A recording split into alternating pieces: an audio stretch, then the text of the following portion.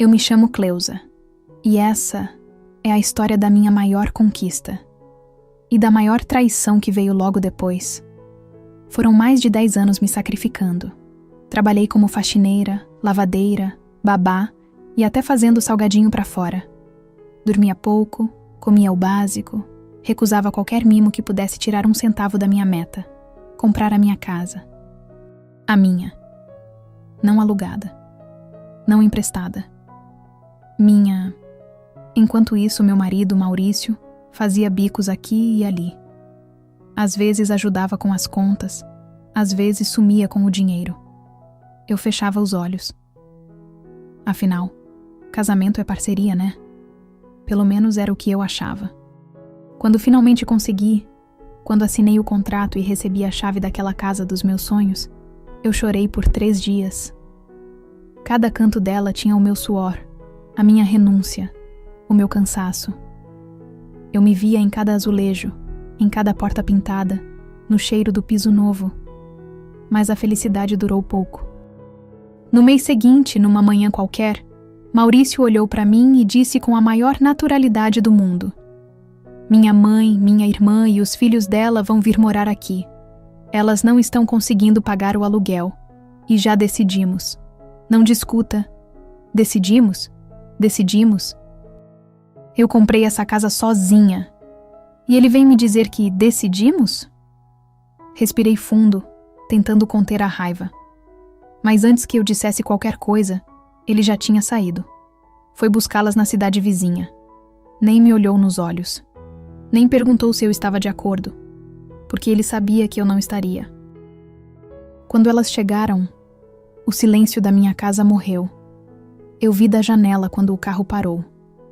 O motor ainda nem tinha desligado, mas eu já sentia meu estômago embrulhado, como se pressentisse que a paz estava prestes a ser arrancada com as unhas. Maurício desceu do carro primeiro, sorrindo. Aquele sorriso frouxo dele, que ele usava quando queria disfarçar culpa. Depois veio a mãe dele, devagar, com uma bolsa enorme no ombro e um olhar de superioridade que me atravessou. Ela sequer me cumprimentou. Passou por mim como se eu fosse a empregada da casa.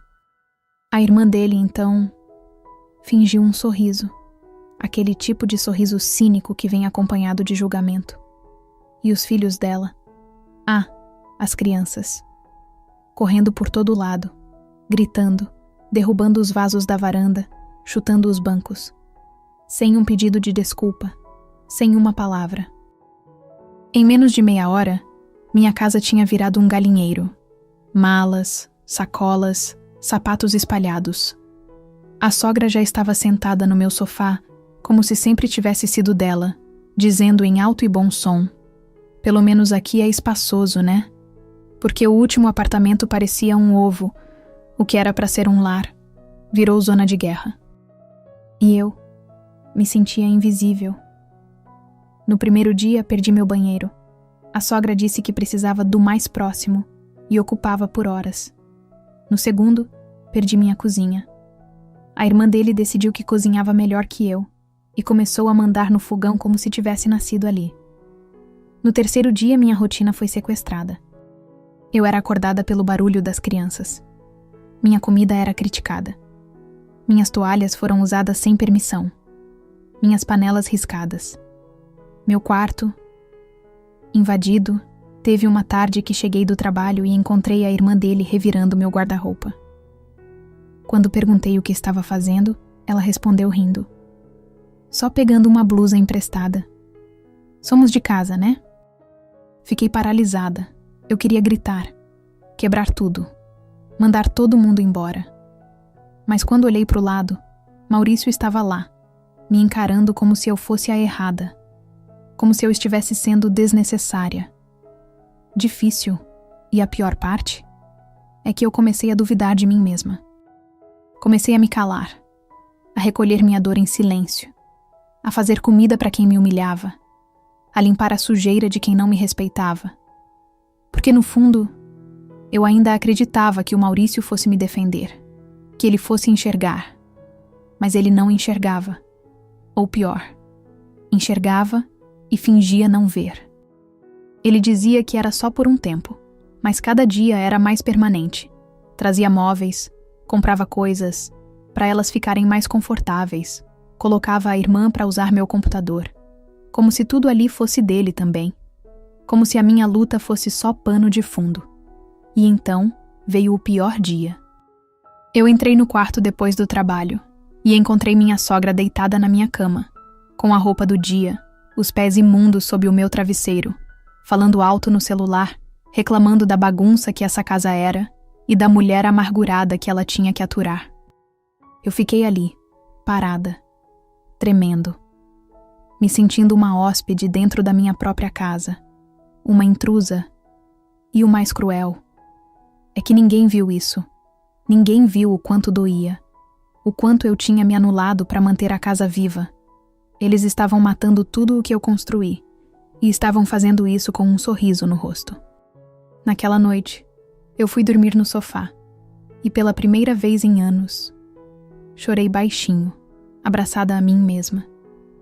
Mas naquela lágrima, começou a nascer algo que não era dor, era fúria.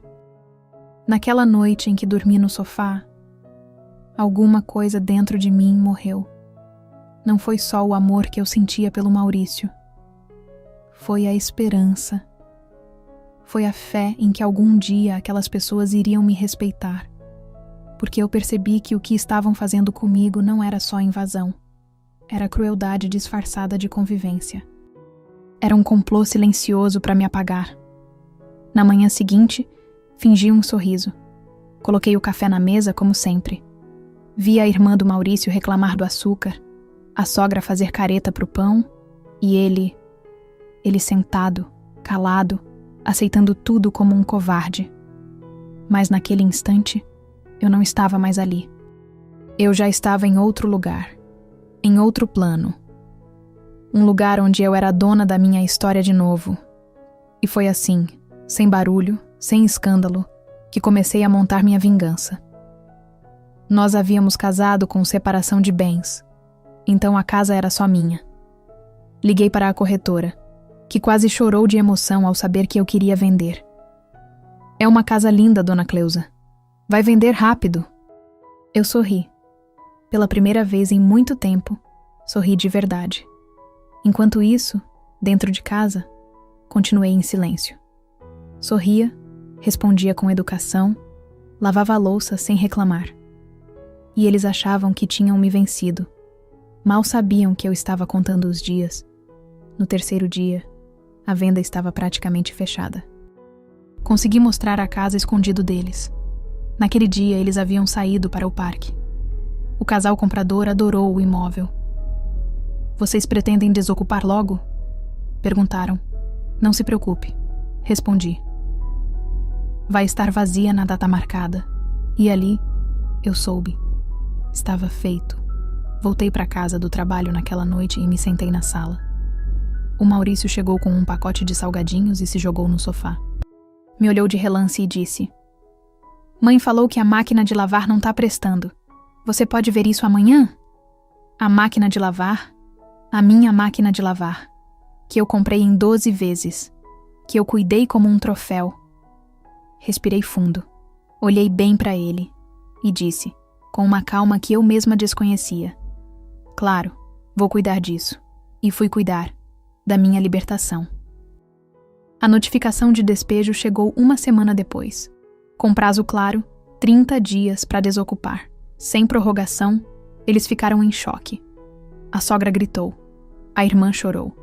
Maurício me encarou como se eu fosse uma traidora. Você enlouqueceu, Cleusa?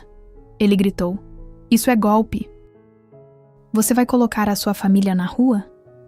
Minha família? Eu perguntei, levantando devagar.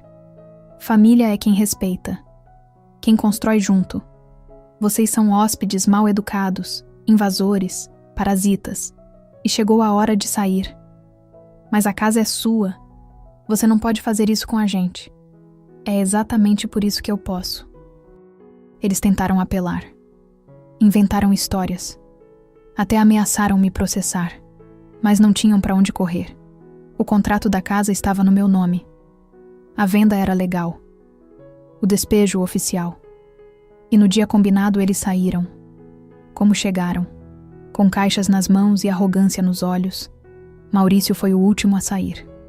Antes de atravessar a porta, ele se virou e murmurou: "Você vai se arrepender disso."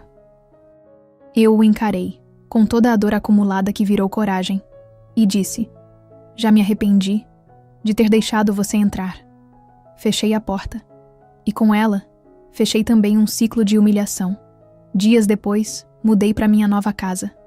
Pequena, aconchegante, sem luxo, mas com silêncio, com respeito, com paz. A primeira noite que dormi lá, chorei, mas dessa vez de alívio, de liberdade, porque enfim, eu tinha voltado para mim. Se você ouviu essa história até aqui, é porque carrega dentro de si uma força que talvez nem saiba que tem. Talvez você também já tenha se calado para manter a paz. Já tenha engolido a dor para não incomodar. Já tenha aberto portas para pessoas que só sabiam bater. Mas nunca é tarde para recuperar o que é seu. Nunca é tarde para levantar, erguer os ombros e dizer: basta. Se essa história tocou o seu coração, compartilhe com alguém que precisa lembrar que o silêncio de uma mulher, às vezes, é só o prenúncio da virada.